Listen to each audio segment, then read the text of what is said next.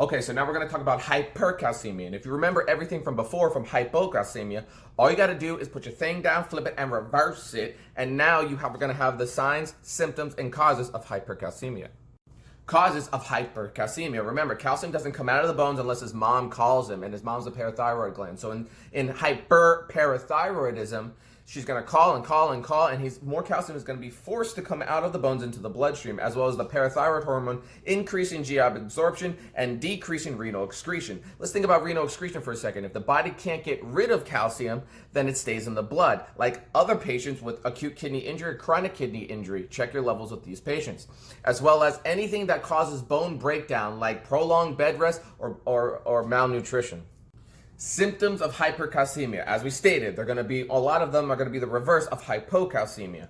One of them is lethargy and muscle weakness. Remember, in hypo, excited, everything wants to fire and move, it causes seizures. In hypercalcemia, we're slow and tired. I'm just so tired. I don't want to do it. That's hypercalcemia.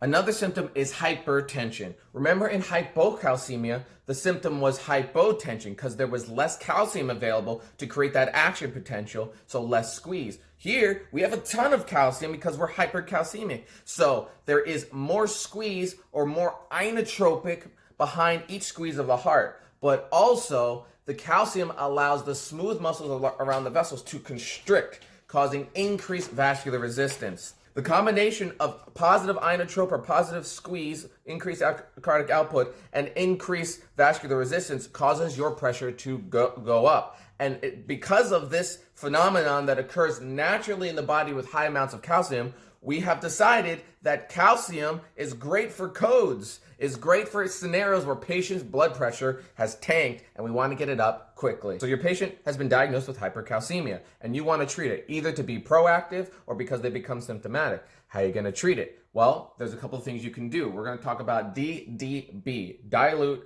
diurese, and bind.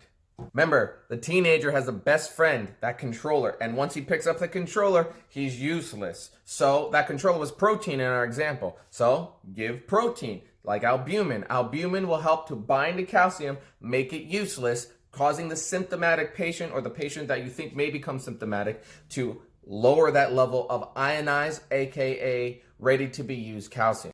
One of the causes of hypercalcemia was decreased renal excretion. So let's get those kidneys moving. Let's get them excreting. You can give something like a diuretic that will help to get rid of more fluid that will bring more calcium with it. You can also dilute, meaning to give IV fluids, and that will help to bring down the calcium levels dilutionally by increasing the amount of fluid in the patient's body. Now, if you remember, the mom, the parathyroid gland, helps calcium go back into the bones by her special call called calcitonin. Sometimes she just doesn't say it enough, and he stays in the blood. Well, what we have devised in the medical field is artificial calcitonin. So you can administer that to a patient to decrease calcium levels. And that's it. You did it.